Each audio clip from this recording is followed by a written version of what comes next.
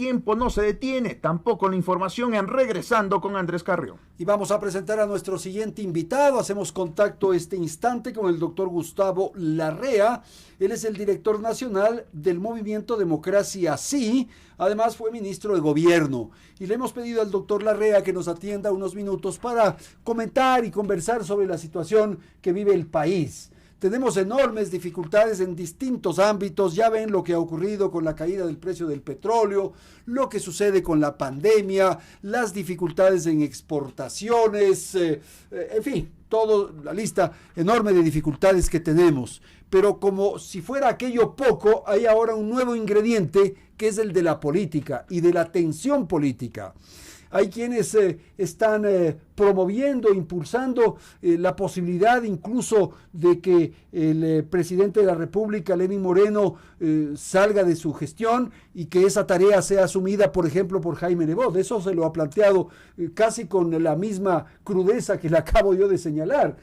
También se habla de la muerte cruzada, se menciona la posibilidad de adelantar las elecciones.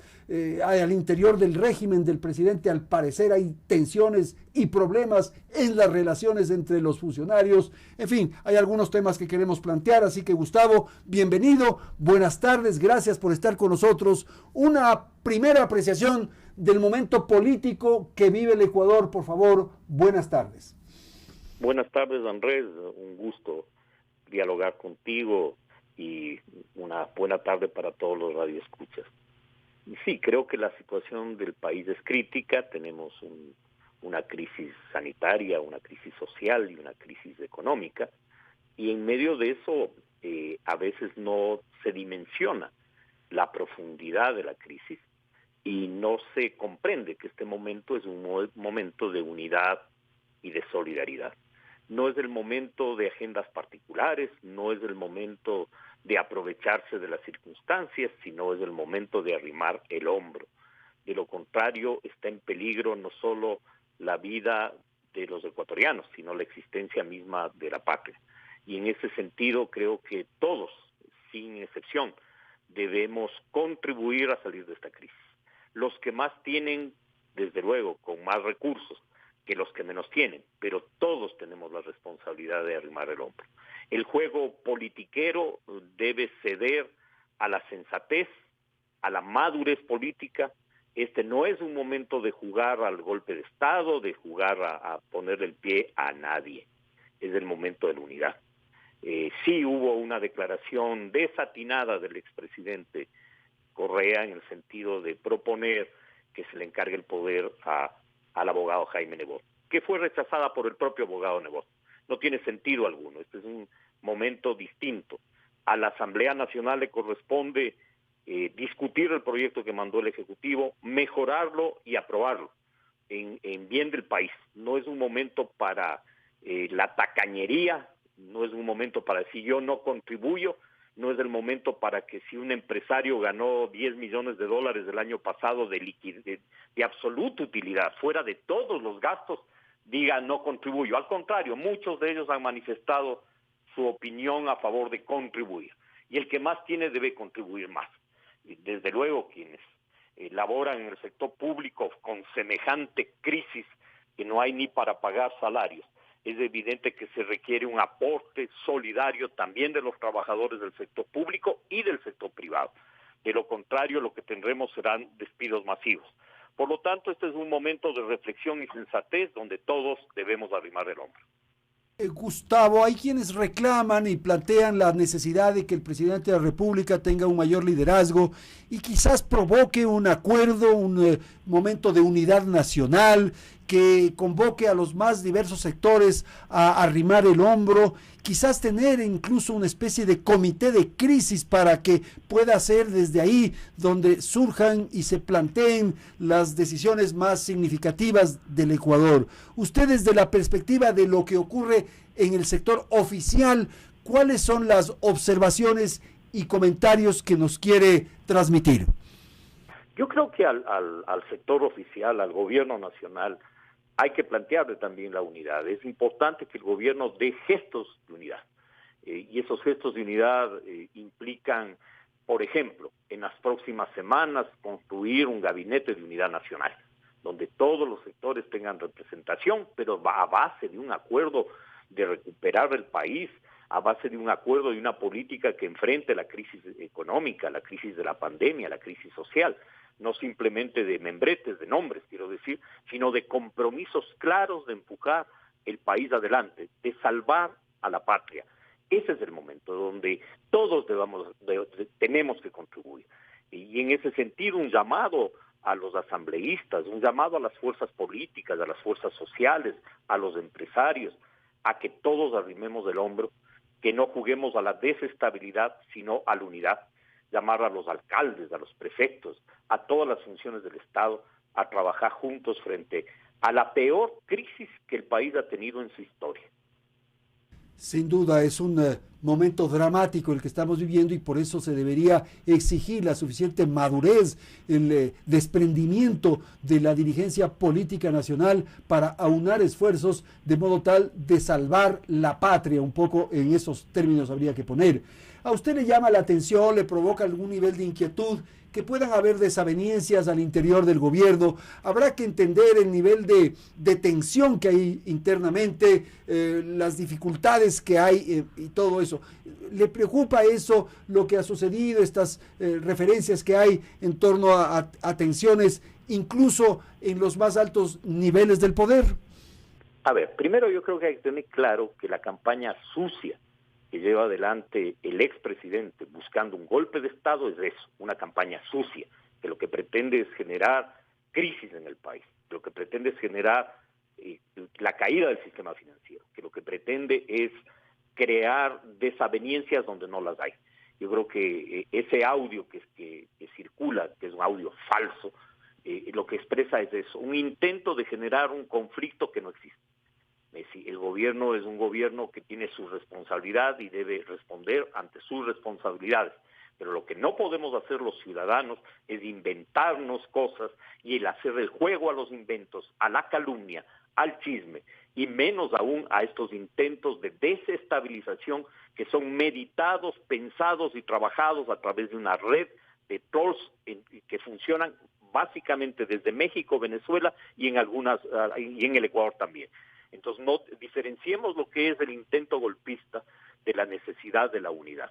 Y yo creo que los funcionarios del gobierno, más allá de que algunos de ellos han salido el día de ayer, creo que tienen absolutamente claro que este es un momento de unidad nacional, no es un momento de conflicto, sino un momento en que todos debemos arrimar el hombro. Usted ha señalado con certeza la necesidad de estos acuerdos, de esta unidad y de este sentimiento, de esta expresión de solidaridad, pongámoslo en esos términos.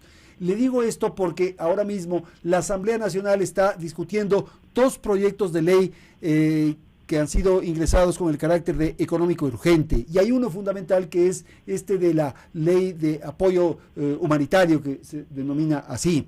Y ahí hay la necesidad, o se plantea, los aportes de las empresas y de los trabajadores. Un poco como que en este momento, Gustavo, todos tenemos que ayudar, y los que tienen más, y los que tienen menos, también algo, pero todos tenemos que ayudar. ¿Así debería ser la causa del momento? Así es. Acordémonos nosotros de nuestra niñez, Andrés. La solidaridad ha sido parte del espíritu de esta nación. Nuestros abuelos, nuestras abuelas, nuestros tatarabuelos, cuando había alguien con problemas económicos en el barrio, se le ayudaba, se le extendía la mano. Y ese espíritu es el espíritu que debe prevalecer, el espíritu solidario. No, aquí yo no pongo porque algún argumento trasnochado de alguna persona que no quiere jugarse por la solidaridad. No, este es un momento de solidaridad. Y la solidaridad en un Estado no es un hecho voluntario, no es la caridad del siglo XV y XVI. En un Estado de derecho, la solidaridad se ejerce en el pago de tributos. Y de ninguna otra manera se ejerce la solidaridad. No es que yo pago tributos porque me da la gana o no me da la gana. Es una obligación contribuir. Y esa obligación tiene que aprobarla la Asamblea Nacional. Más allá de que a mí, en lo particular, me da pena que haya fuerzas políticas que se nieguen y que le den la espalda a la nación. Este es un momento en que debemos juntar las fuerzas democráticas del país, las fuerzas patrióticas y sacar el país adelante. Y esto es con la contribución de los que más tienen, desde luego, pero también de los trabajadores que tienen salario, porque los que menos tienen son los que no tienen ni trabajo, que viven al día y que son una parte importante del país, que se requiere apoyarles con alimentación, que se requiere darles una mano. Generar un fondo es fundamental para combatir la pandemia, pero también es fundamental para la seguridad alimentaria de los que menos tienen y es fundamental para la reactivación de las micro, pequeñas, medianas empresas y de aquellas grandes empresas que atraviesen por problemas económicos y que requieren la solidaridad y el apoyo de la nación entera. Ahora, Gustavo, en esta necesidad o en esta exigencia más bien de solidaridad y de sacrificio y de esfuerzo, también el sector público, el sector oficial, debería dar muestras en ese sentido. Hay el planteamiento de esta reducción de salarios, el propio presidente de la República ha dicho que los funcionarios de alto nivel van a tener una rebaja, una reducción del 50%, en fin. Pero habrá que hacer también una reestructuración de todo el sistema, de toda la estructura que hay en el gobierno y en el sector público. Hay una cantidad de entidades, de oficinas que la verdad no tienen sentido de que existan y que se podrían eliminar y con eso ahorrar dineros. ¿Le parece que habría que comenzar a generar un nuevo concepto de estructura del Estado, si cabe el término, por favor? Totalmente de acuerdo, Andrés. Creo que el Estado hoy más que nunca se demuestra con la pandemia la necesidad de tener un Estado y una institucionalidad que comprenda que la salud es un derecho y no una mercancía, pero un Estado ágil, no un Estado burocrático, un Estado que responda con eficiencia y no con trabas burocráticas. Por lo tanto, hay que desburocratizar al Estado y al país. Y en este sentido hay sectores que ganan mucha plata, que no es correspondiente a la realidad del país.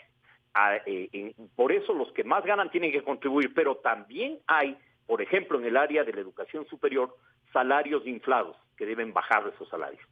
Y hay instituciones que no tienen ningún sentido que existan, que hay que desaparecerlas para ahorrar recursos, que hay que tener un gobierno de austeridad y una política de austeridad de Estado siempre. El Estado debe ser solidario con lo que tiene. Hay que generar fondos de ahorro y ahora se demuestra con absoluta claridad el error que fue que el expresidente diga los fonditos de esos que no sirven para nada. Ahora sabemos cuánto sirven los fonditos de esos.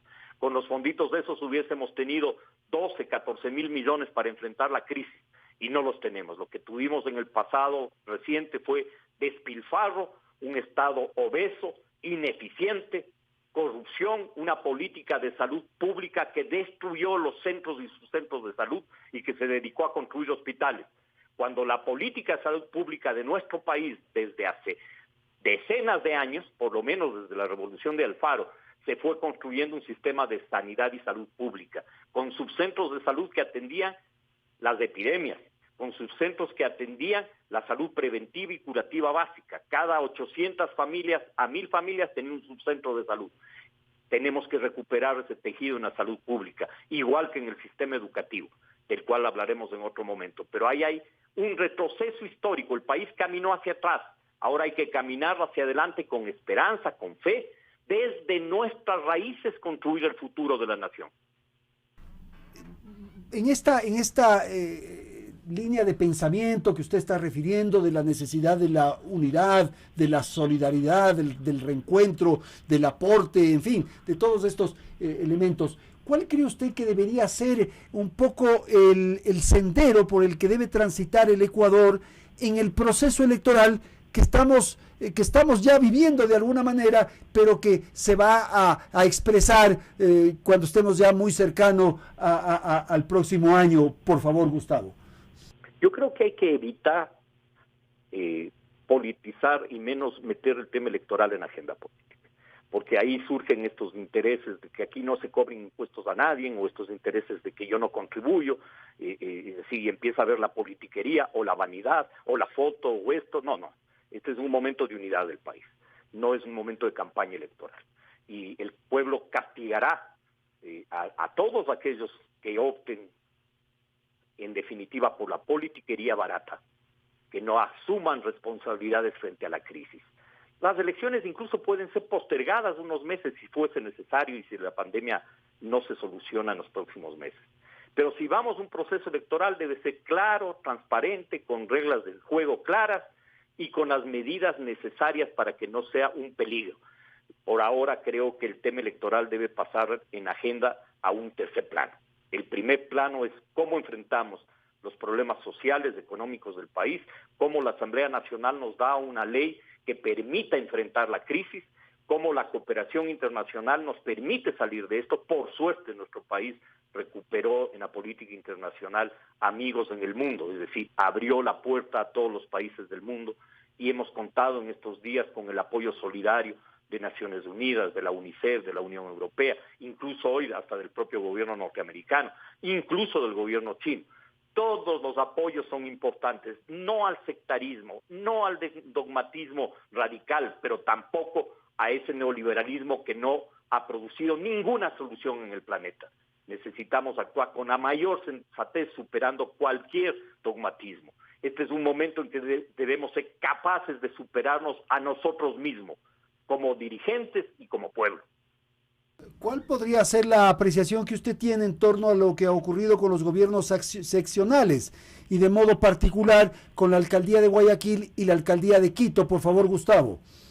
Creo que hay una diferencia. La alcaldía de Quito ha actuado con moderación, con sensatez, con humildad, y eso es fundamental en una crisis. Y creo que en Guayaquil se traspapelaron los papeles y no hubo la suficiente serenidad, ni la hay, para enfrentar la crisis, lamentablemente.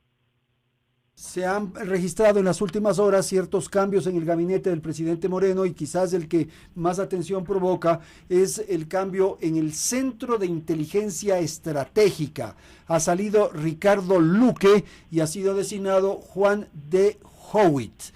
En el caso de Juan de Howitt hay algunas observaciones y críticas porque no resulta muy confiable desde la perspectiva de aquellos que han colocado sus observaciones en las cuentas de Twitter. Y también se ha presentado una salida, una renuncia del presidente del Consejo Directivo del IES, Paul Granda. Sobre estas dos renuncias y estos dos cargos, quisiera su opinión, si es tan amable. Yo creo que el tema de inteligencia es un tema complejo, difícil, que requiere que el gobierno y el presidente tengan a alguien de su confianza ahí. Me imagino que esa es la razón por la que nombra a Juan de Howitt, pues es una persona de su equipo. No creo que ni mucho menos sea de los equipos que gobernaron el país en la década pasada. Yo creo que es alguien de confianza el presidente, y por eso me imagino yo que lo nombre. En el caso del Seguro Social, creo que no tenemos todavía un nombre. Entiendo que en los próximos días el presidente nos anunciará algún nombre. Y quiero resaltar el cambio en la Secretaría de Comunicación. Me parece que la designación de Gustavo Íñiguez es una designación adecuada, es un hombre que conoce de comunicación y creo que acepta un reto difícil en una situación dura, durísima, pero así hay que actuar, aceptando los retos que las condiciones imponen y no haciéndose el quite ni poniéndose al lado. Cuando hay que asumir responsabilidades hay que hacerlo con patriotismo y de buena fe. Listo, señor, muchísimas gracias entonces por su comparecencia y por haber hablado, comentado y dado a conocer sus opiniones y criterios sobre el momento político que vive el Ecuador, que es un momento que coincide con una situación tan compleja de sanitaria y también de economía y de tensión social. Gracias entonces a Gustavo Larrea, director nacional de Democracia Sí, ex ministro de Gobierno, que ha estado en los micrófonos de Radio Quito y Platino.